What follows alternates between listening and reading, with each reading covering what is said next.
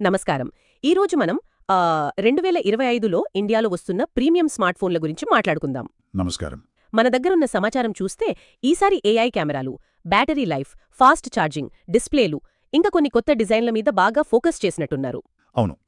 So మన లక్ష్యమేంటంటే ఈ ఫోన్లలో ఏది దేనికి స్పెషల్, వాటి మధ్య తేడాలేంటి అని కొంచెం లోతుగా చూడటం. కరెక్ట్. ఇక్కడ మనం ఫస్ట్ గమనించాల్సిందేంటంటే అసలు ప్రీమియం అనే మాటకు అర్థం కొంచెం మారుతోంది. అవునా? ఎలా? అంటే ఒకప్పుడు ప్రీమియం అనుకున్న ఫీచర్లు ఇప్పుడు చాలా ఫోన్లలో మిడ్ రేంజ్లో కూడా వస్తున్నాయి కదా. అవును, నిజమే. అందుకే ఇప్పుడు నిజంగా అల్ట్రా ప్రీమియం ఫోన్లోనేవి అవి కెమెరాల విషయంలో చాలా స్పెషల్గా ఉంటున్నాయి. ఉదాహరణకి 200 మెగాపిక్సెల్ సెన్సార్లు వాడటం, లేదా లైకా, జైస్ లాంటి పెద్ద కెమెరా బ్రాండ్స్తో పార్ట్నర్షిప్ పెట్టుకోవటం, ఇలాంటివి. లేదంటే నథింగ్ ఫోన్ లాంటివి వాటి డిజైన్తో ప్రత్యేకంగా కనిపిస్తున్నాయి. ఎడిటర్ లాంటి అడ్వాన్స్డ్ ఏఐ కెమెరా ఫీచర్లు పనిచేస్తాయి.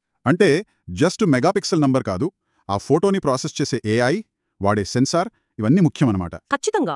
ఇప్పుడు షామీ 15 అల్ట్రాలో 1" సోనీ సెన్సార్ అంటున్నారు, Vivo X200 ప్రోలో 200 MP periscope lens అంటున్నారు. అంటే జూమ్ కేపబిలిటీస్ చాలా బాగుంటాయి. మరి ఈ లైకా, హ్యాసెల్బ్లాడ్ పార్ట్నర్షిప్లు ఇవి నిజంగా ఫోటో క్వాలిటీ పెంచుతాయా లేకపోతే మార్కెటింగా? అది మంచి ప్రశ్న అడిగారు. కొంచెం మార్కెటింగ్ యాంగిల్ ఉంటుంది, కాదనలేం. కానీ వాళ్ల ఎక్స్పర్టీజ్ అంటే కలర్ సైన్స్, ఇమేజ్ ప్రాసెసింగ్లో వాళ్ల అనుభవం ఫోన్కి తీసుకురావాలనేది వాళ్ల ఉద్దేశ్యం. ఓకే, చివరికి అది యూజర్ ఎక్స్పీరియన్స్లోనే తెలుస్తుంది. సరే, ఇక బ్యాటరీ సంగతి చూస్తే 6000 mAh కామన్ అయిపోతుంది. OnePlus 13, Oppo find X8 ultra లాంటి వాటిలో 6000 mAh అంటే చాలా ఎక్కువ కదా. అవును. అలాగే 90W, 120W ఫాస్ట్ ఛార్జింగ్ కూడా. అయితే ఒక్క mAh నంబరే కాదు, సాఫ్ట్వేర్ ఆప్టిమైజేషన్ ఎంత బాగుంది అనే దాన్ని బట్టే అసలు బ్యాటరీ లైఫ్ ఉంటుంది. కరెక్ట్. బ్యాటరీ తర్వాత ఫ్యూచరిస్టిక్ డిజైన్ అని కూడా అంటున్నారు. అది ఎలా ఉంది? అదొక్కో బ్రాండ్ది ఒక్కో స్టైల్. నథింగ్ ఫోన్ 3 ఉంది కదా, దాని వెనకాల ట్రాన్స్పరెంట్గా ఉండి ఆ లైట్లు గ్లిఫ్ ఇంటర్ఫేస్ అంటారు, అదొకటి.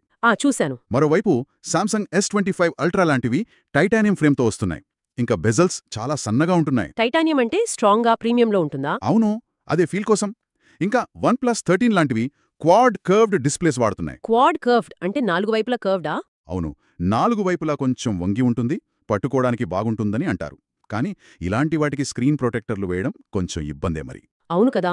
సరే, ఇన్ని రకాల ఫీచర్లు, డిజైన్లతో మార్కెట్లో మెయిన్ ప్లేయర్స్ ఎవరు? పోటీ ఎలా ఉంది? మంచి పాయింట్. కొన్ని మెయిన్ మోడల్స్ చూద్దాం. సామ్సంగ్ S25 అల్ట్రా, ఇది ఆల్మోస్ట్ ఒక ఆల్రౌండర్ లాగా. Titanium design, camera, AI. Okay. తర్వాత షామీ 15 అల్ట్రా, దీని ఫోకస్ అంతా కెమెరా మీదే, లైకా పార్ట్నర్షిప్తో. OnePlus 13, battery, quad curve display, దీని హైలైట్స్. గూగుల్ పిక్సెల్ 9 ప్రో, దీని బలం ఎప్పుడూ ఏఐ ఫోటోగ్రఫీనే, ఆ మ్యాజిక్ ఎడిటర్ అవిను. అవును. Vivo X200 Pro, zoom camera చాలా పవర్ఫుల్ అంటున్నారు ఆ పెరిస్కోప్ లెన్స్ వల్ల. దీనికి కూడా క్వాడ్ కర్వ్ డిస్ప్లే ఉంది. ఇంట్రెస్టింగ్. ఇక నథింగ్ ఫోన్ 3, దాని యూనిక్ డిజైన్, గ్లిఫ్ ఇంటర్ఫేస్తో అది వేరేగా కనిపిస్తుంది. సో ప్రతిదానికి ఓ స్పెషాలిటీ ఉందన్నమాట. ఆ అల్ట్రా అనే పేరు అందుకే పెడుతున్నారు, అన్నిట్లో బెస్ట్ అని చెప్పడానికి. అయితే ఇండియాలో ప్రైస్ చాలా ముఖ్యం కదా, దాన్ని కంపెనీలు ఎలా చూస్తున్నాయి? హార్డ్వేర్ కాకుండా ఇంకా ఏవి ఇంపార్టెంట్? ఖచ్చితంగా ప్రైసింగ్ విషయంలో ఆఫర్లు బ్యాలెన్స్ చేయడం చాలా ముఖ్యం. హార్డ్వేర్ ఒక్కటే కాదు, సాఫ్ట్వేర్ ఎక్స్పీరియన్స్ కూడా చాలా ముఖ్యం. అంటే ఇప్పుడు గూగుల్, శాంసంగ్ లాంటివి 7 ఏళ్ల వరకు సాఫ్ట్వేర్ అప్డేట్స్ ఇస్తామంటున్నాయి.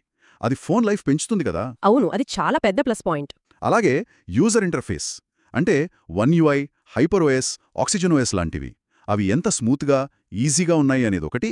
ఇంకా ఏఐ ఫీచర్లు మన డైలీ యూసేజ్లో ఎంత బాగా ఇంటిగ్రేట్ అయ్యాయి అనేది కూడా యూజర్ ఎక్స్పీరియన్స్ని బాగా ఎఫెక్ట్ చేస్తుంది. కాబట్టి ఇదంతా చూస్తే 2025లో ఇండియాలో ఇదే బెస్ట్ ప్రీమియం ఫోన్ అని ఒక్కదాని చెప్పడం కష్టమనిపిస్తోంది. నిజమే. ఎవరికి ఏది కావాలో దాన్ని బట్టి వాళ్ళ బెస్ట్ ఫోన్ మారుతుంది. కొందరికి కెమెరా ముఖ్యం కావచ్చు, కొందరికి బ్యాటరీ, ఇంకొందరికి డిజైన్. అవునవును, కరెక్ట్గా చెప్పారు. యూజర్లు వాళ్ళ ప్రయారిటీ ఏంటో ఫిక్స్ చేసుకుని దాన్ని బట్టి చూసుకోవాలి. ఈరోజు మనం స్పెసిఫికేషన్లు, ఫీచర్ల గురించి మాట్లాడాం. అయితే ముగింపుగా ఒక్క ఆలోచన రేకెత్తించాలనుకుంటున్నాను. చెప్పండి. ఏంటంటే కేవలం కొత్త ఫీచర్లు తీసుకురావడమే కాదు, అసలు ఆర్టిఫిషియల్ ఇంటెలిజెన్స్, ఏఐ, అది మన ఫోన్లతో మనం ఇంటరాక్ట్ అయ్యే విధానాన్ని ఫండమెంటల్గా ఎలా మార్చబోతోంది. అంటే అది కేవలం కొన్ని ఫీచర్స్లా కాకుండా నిజంగా మనతో సహజంగా మాట్లాడే, మనకు సహాయపడే స్థాయికి ఎలా వెళ్తుంది, దీని గురించి ఆలోచించాలి.